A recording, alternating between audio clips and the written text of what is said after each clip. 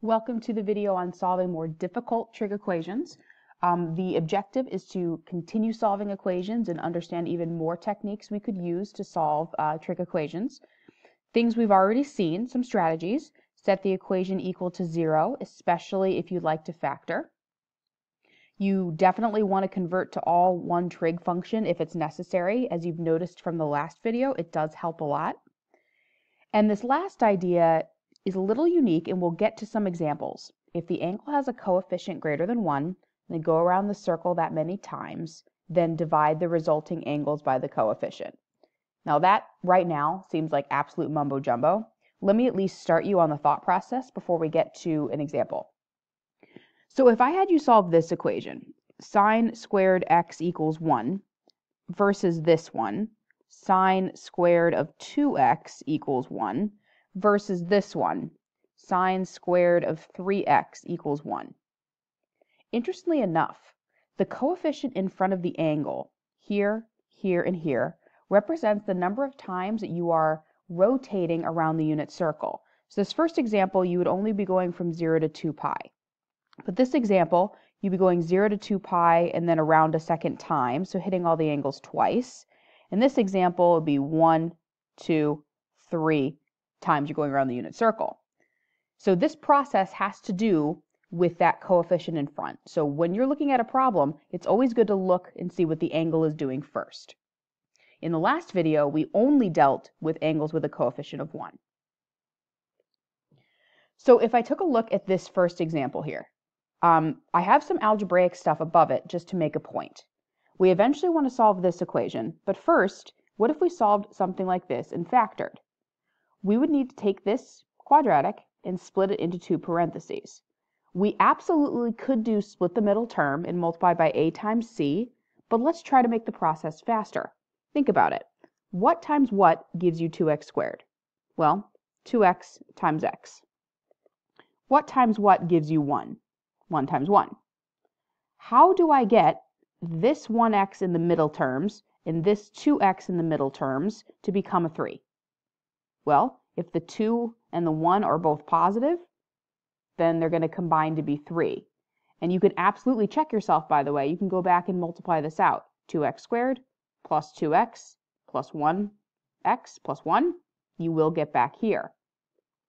So if you continue to solve this problem, you would use the zero product property and get the answers of -1/2 and x equals -1. This relates to the trig equation very much, because you might have noticed that other than the fact that we have sine squared x versus just x squared and x instead of sine x, this is the exact same problem, which means it factors in the same way. What times what gives me 2 sine x squared? Well, that would be 2 sine x times another sine x. What times what gives me 1? 1 times 1. How do I get this 1 and that 2 to become a 3? Both positive. So I'd set both of these pieces equal to 0. 2 sine x plus 1 equals 0, and sine x plus 1 equals 0. If I solved this one first and I isolated sine of x, I would get that sine of x equals -1/2, because I subtract the 1 and divide by 2. Here would be asking what y values, at what y values is the value -1/2 on the unit circle. So that would be here, and that would be here. So my two answers from the first one are at 7 pi over 6 and 11 pi over 6. Please note that my x angle has a lead coefficient of 1, which means I'm only rotating around the unit circle once. If I solved this second piece, I'd get sine of x equals -1. So where does the y value equal -1? Well, it only happens at one place here, at 3 pi over 2. So that means that my other answer is 3 pi over 2. This next example, I would say that trig identities are definitely going to help us, because if you look at the original equation, it's not equal to 0, and I have 1, 2, 3 different trig equations. So I'm going to have to replace something to try to get this all in terms of one trig function. I like sine, cosine, and tangent, but my gut tells me that I'm going to have to replace tangent because tangent is in terms of sine and cosine. So let me replace tangent with sine over cosine and set that equal to 2. If I continue simplifying that, I would get cosine of x plus, if I multiply this technically over 1, I get sine squared x over cosine x equals 2. So let's see. I have two different fractions. Again, gut instinct tells me that I need a common denominator. And the common denominator is cosine of x. So I'm going to multiply this first fraction by what it needs, which is cosine x over cosine x. If I simplify this, I get cosine squared x over cosine x plus sine squared x over cosine x equals 2. I like this very much because if I combine these fractions together, I have a common denominator now.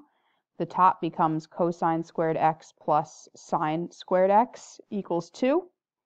I'm sure a lot of you recognize at this point that sine squared x plus cosine squared x is really just 1.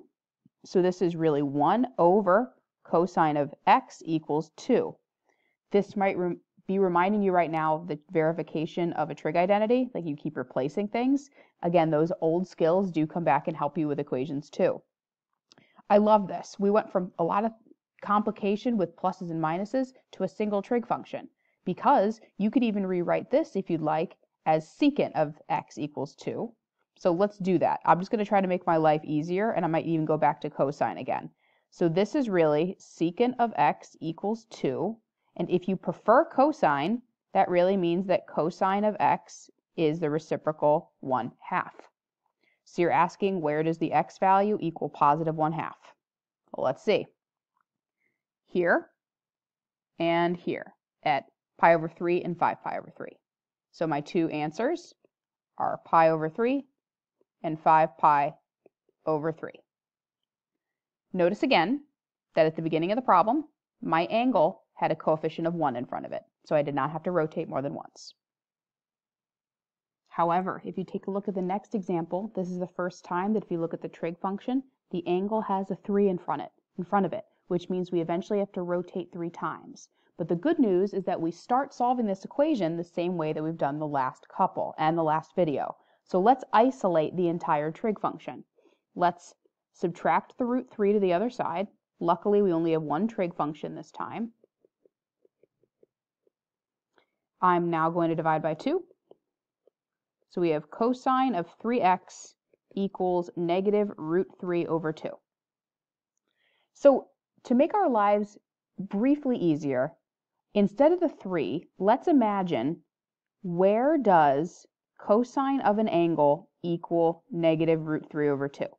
So let's use our unit circle as a basis. So the values, or the angles, that the x value is negative root 3 over 2 is here at 5 pi over 6, and here at 7 pi over 6. So if we solved this equation that we used to help us, we would get that if we rotated 1 time, my angles would be at 5 pi over 6 and 7 pi over 6. But that's not the problem we're solving, but this will help us. Instead of x equals these, with this time we have a rotation of 3. So we're going to say 3x equals 5 pi over 6, 7 pi over 6. But again, we're rotating 3 times. So we went around the circle once. Now we need to go again. And if we're going around again, we need to add 2 pi consistently. Because our denominator is 6, if you think about changing 2 pi to a denominator of 6, that would really be plus 12 pi over 6. So what I'm going to be doing is adding 12 pi over 6 multiple times to this. So for the first round, if I add 12 pi over 6 to 5 pi over 6, I get 17 pi over 6.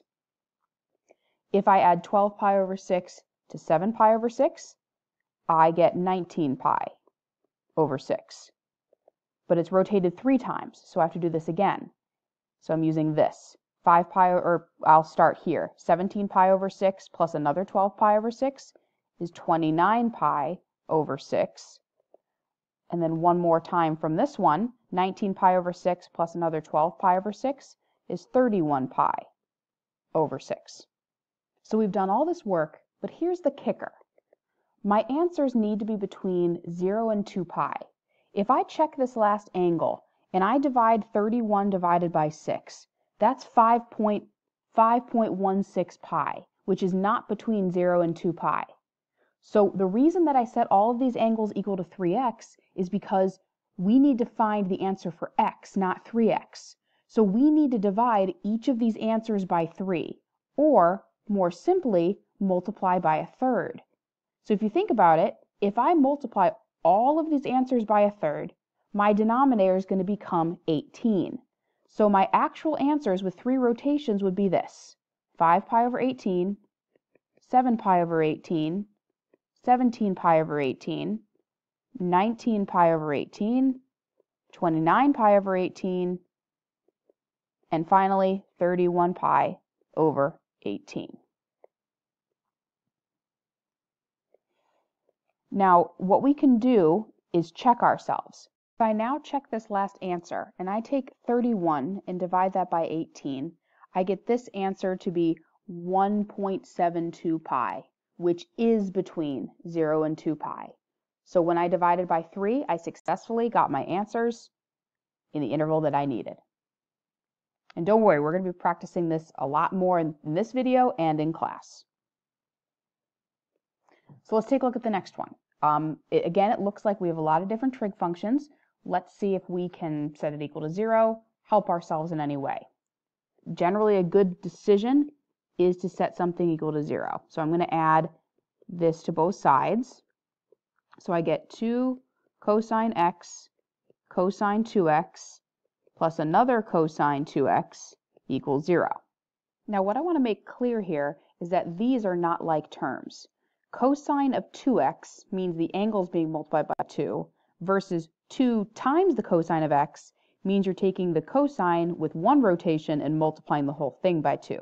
So these are not the same. However, if we want to simplify this, GCF is usually a good bet. I noticed that cosine of the rotated angle twice is in common with both terms. So I can take out a cosine of 2x, and when I do, I'm left with 2 cosine of x plus 1. Now if I set both of these equal to 0, I would have cosine of 2x equals 0 and 2 cosine of x plus 1 equals 0.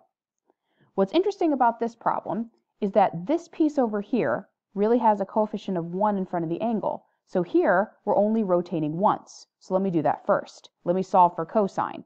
I would get 2 cosine of x equals -1. So that means that cosine of x is equal to -1/2, only rotated once. The places where the x value is -1/2 is at 2 pi over 3 and 4 pi over 3. So x equals 2 pi over 3 and 4 pi over 3. However, this example has a 2 in front, which means that I'm rotating twice. So what we can think about first is, where is cosine of one rotation equal to 0? Well, the places that the x value is 0 is at pi over 2 and 3 pi over 2. So these answers would be pi over 2 and 3 pi over 2.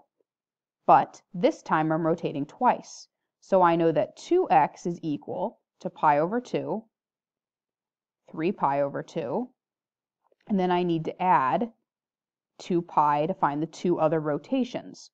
This time my denominator is 2, so if I'm adding 2 pi, I'm really adding 4 pi over 2 to get the denominator. So if I add 4 pi over 2 to pi over 2, I get 5 pi over 2. If I add 4 pi over 2 to 3 pi over 2, I get 7 pi over 2. Am I done yet though? Well, let's check something. If I take 7 divided by 2, I get 3.5 pi, which is not between 0 and 2 pi. So just like the other example, I need to multiply by the reciprocal or divide everything by 2 to get the angles in the proper interval. And if I do that, my denominators are all going to become 4. So these 4 angles are going to be within my interval. So this problem actually had 6 possible answers. Please join me on the next shorter video to complete the next 2 problems. Thank you.